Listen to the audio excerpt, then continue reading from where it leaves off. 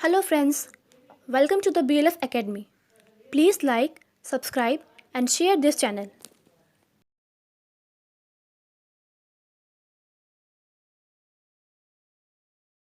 Hello friends, कैसे हैं आप सब। मैं आपका दोस्त एम गोपाल राजपूत आज फिर आपके स्पीकिंग इंग्लिश की क्लास में आपके साथ हूं।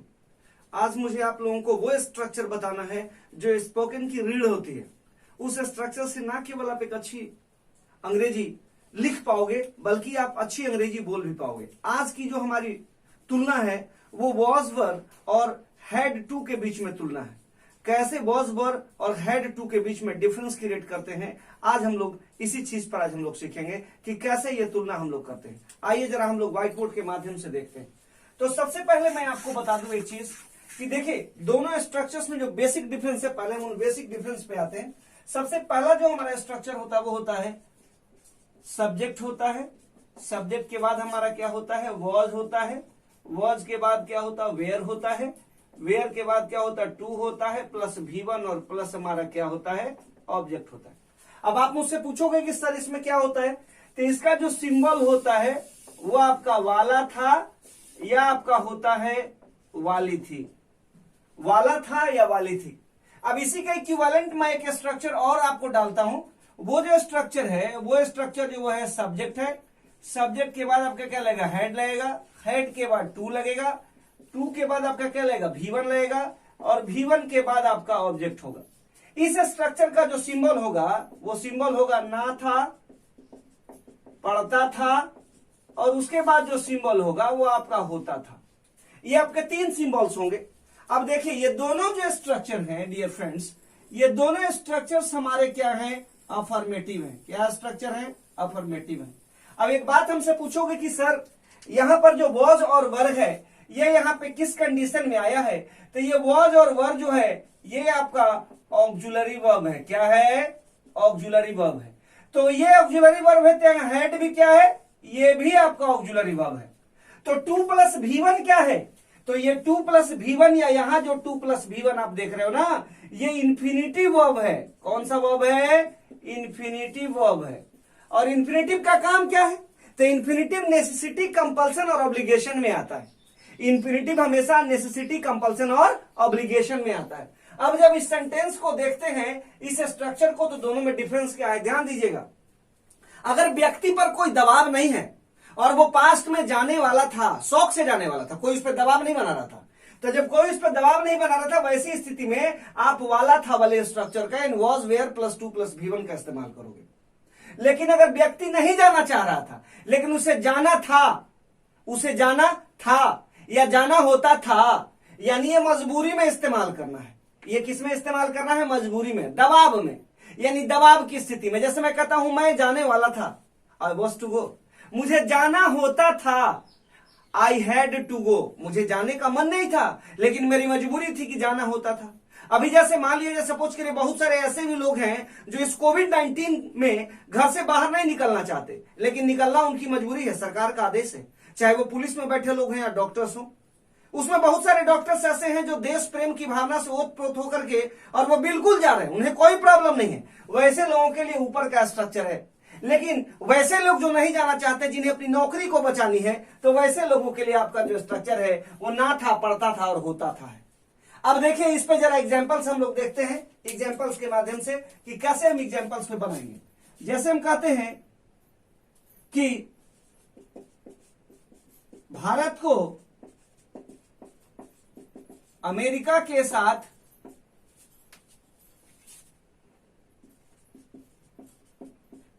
चलना पड़ता था। जैसा कि आप सभी जानते हैं, भारत एक विकासशील देश है और अमेरिका दुनिया का सुपर पावर है। तो जब अमेरिका दुनिया का सुपर पावर है तो कई बार क्या होता है, इंसान ना भी चाहता फिर भी उसके साथ चलना होता है। 1 to 3 डील आपको याद होगी, जो मनमोहन सिंह के समय में वो डील हो रही थी, वो परमाणु करार के बारे में हो रही थी डील। कई बार क्या होता, हम नहीं जाना चाहते फिर भी जाना पड़ता है। तो कहता है भारत को अमेरिका के साथ चलना पड़ता था।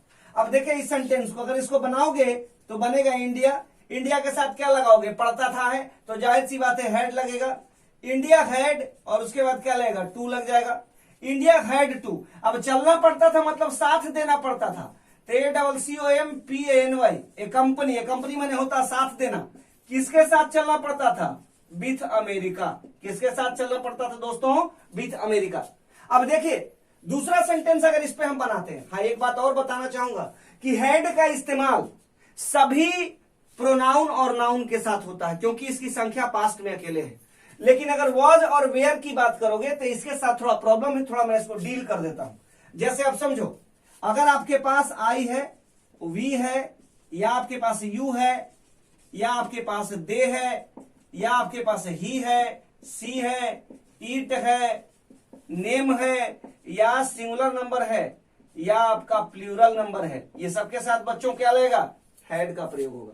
यानी हैड के लिए कोई डिफरेंशिएशन नहीं है। समझ में आ रहा बात ना?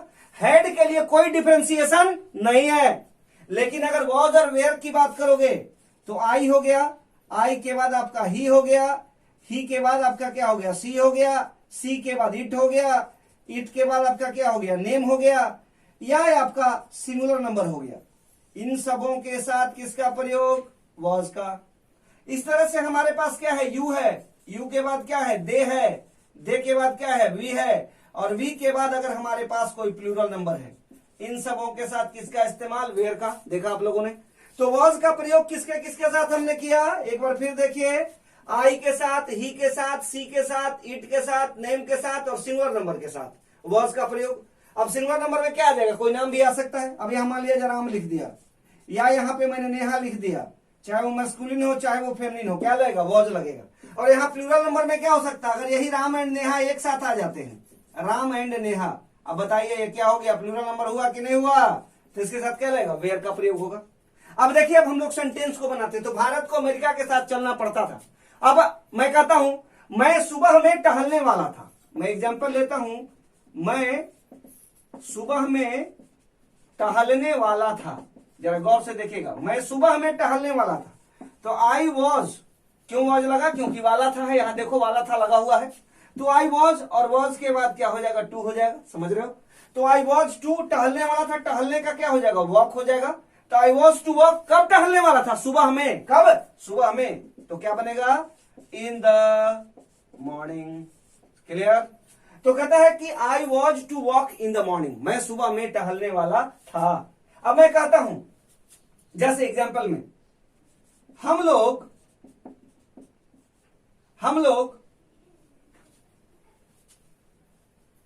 ऑफिसर बनने वाले थे। हम लोग ऑफिसर बनने वाले थे। बने क्या? नहीं ना। तो हम लोग ऑफिसर बनने वाले थे। तो वी के साथ क्या लेगा? वेयर लेगा ना जी। We were to be. अब बोलोगे बी क्यों लगाया सर आपने? तो बी इसलिए लगाया क्योंकि बी माने होना, हुआ नहीं है। बी माने क्या? होना। अब बी या बिकम में भी अंतर है। बी का मतलब वो होने वाला है, अब बिकम का मतलब हो गया वो हो चुका है। Ram has become the PM, Ram prime minister हो चुका है। Ram wants to be PM, Ram प्रधानमंत्री होना चाहता है, उसकी चाहत है, हुआ नहीं है। तो कहता है कि वी वेयर टू बी, ठीक है। अब कहता हम लोग, बहुत सारे लोग हैं, तो बहुत सारे लोग हैं तो सिंगुलर लगेगा कि प्लूरल लगेगा? प्लूरल लगेगा ना जी। We were to be officers, sentence सही है। इसी तरह से मैं नेक्स्ट सेंटेंस लेता हूं। जैसे मैं लेता हूं, मैं कहता हूं कि वह तुम्हें धमकाने वाली थी, वह तुम्हें धमकाने वाली थी, वह तुम्हें धमकाने वाली थी। तो सी हो जाएगा। सी वॉज टू, धमकाना की अंग्रेजी क्या होती है बताइए? थ्रेटन होता है। अब यहां पे थ्रेटन लेंगे, THREATEN, थ्रेटन।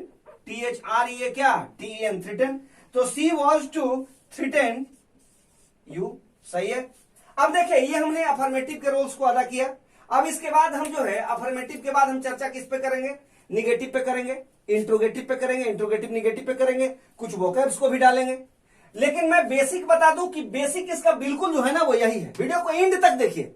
एंड तक जब आप देखेंगे तो आपको समझ में आएगा कि हाँ, स्ट्रक्चर्स को कैसे हम लोग रोटेट कराते हैं, किस तरह से हम लोग जो है स्ट्रक्चर को हम लोग रोटेट कराते हैं, स्ट्रक्चर को रोटेट कैसे कराया जाता है। जरा इसको पहले आप लोग नोट करिए, नोट करने के बाद फिर आप लोगों को बताते हैं। आगे नोट करिए इसको। निगेटिव है, इंट्रोगेटिव है, इंट्रोगेटिव निगेटिव है, तीनों पे हम लोग सेंटेंस बनाएंगे। कुछ वर्ड्स भी हमने यहाँ पे लिखा है।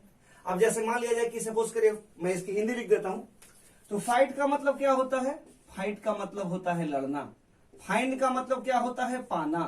फ्लाई का मतलब क्या होता है? उड़ना। अब देखिए, फॉरगेट का मतलब क्या होता है? भूलना। फ्राई मतलब क्या होता है? फ्राई, फ्राई मिस समझते हैं? फ्राई मिस क्या? फ्राई का मतलब होता है किसी चीज को क्या कर देना, उबालना नहीं बल्कि उसको सेकना कह सकते हैं एक प्रकार से। क्या कहेंगे? सेकना। और लीव का मतलब क्या होता है? लीव का मतलब होता है छोड़ना। लीव का मतलब क्या होता है? छोड़ना। लुक का मतलब क्या होता है? देखना। लव का मतलब क्या होता है? प्यार करना। इसी तरह से आपके पास मैरी है, मैरी माने क्या होता है? विवाह करना, विवाह करना।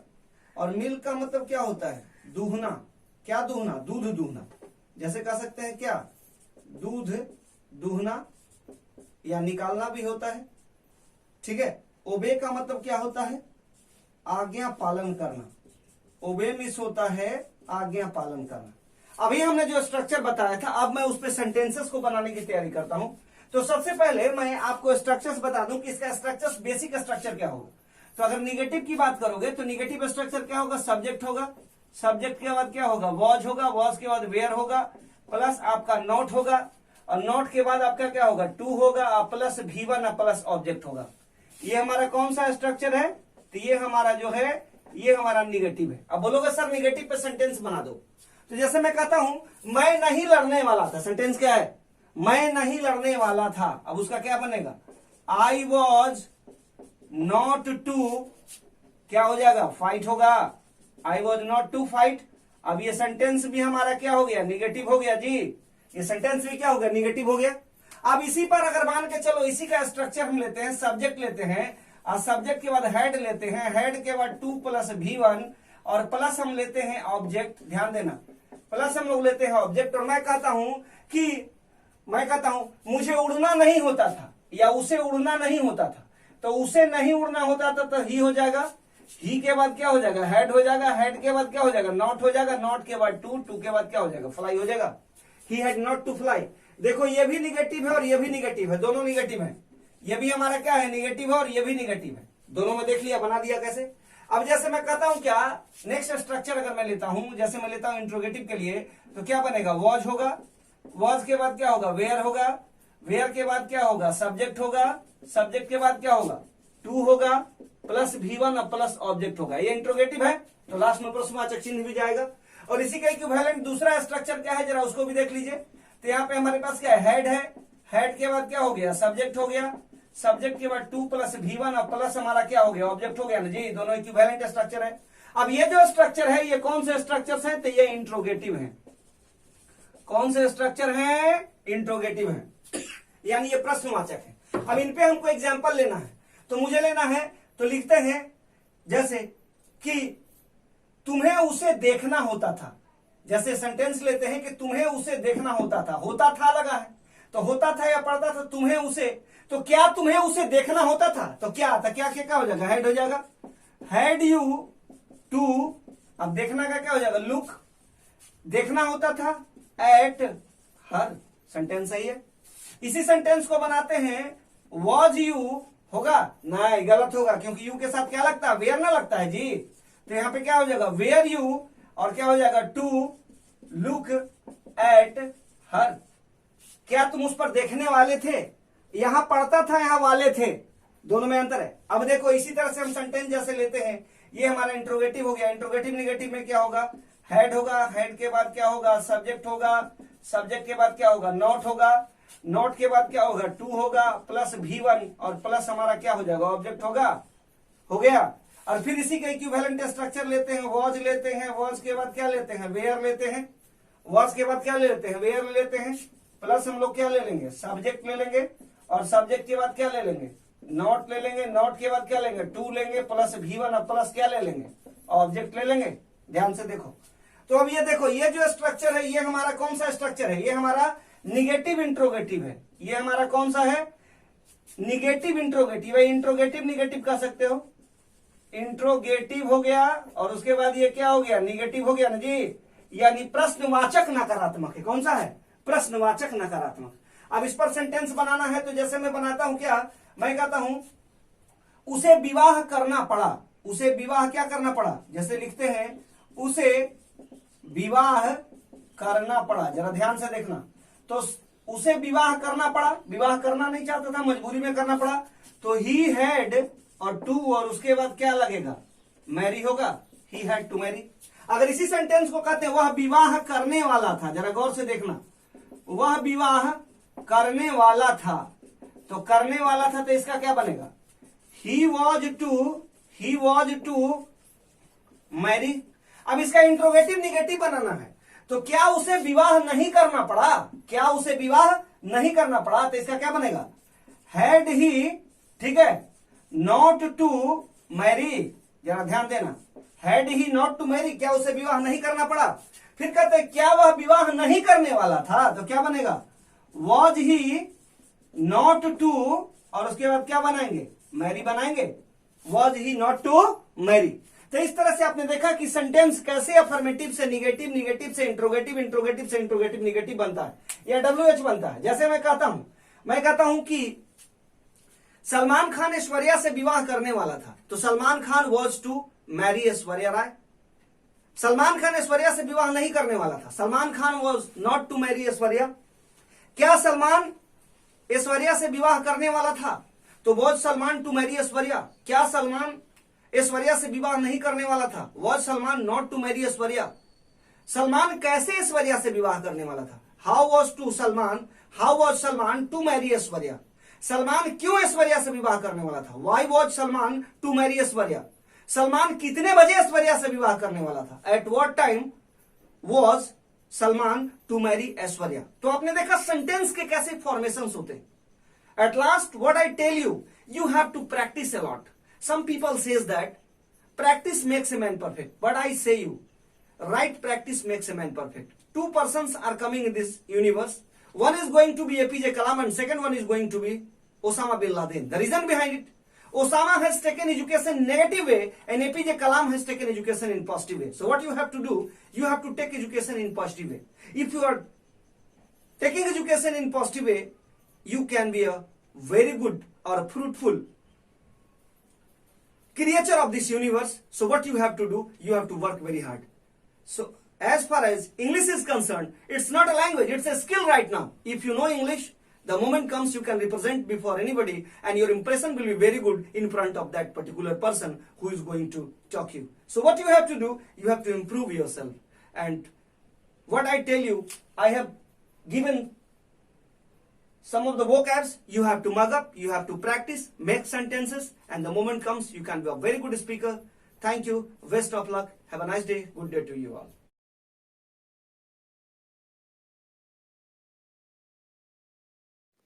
Thanks for watching this video. Please like, subscribe and share this channel.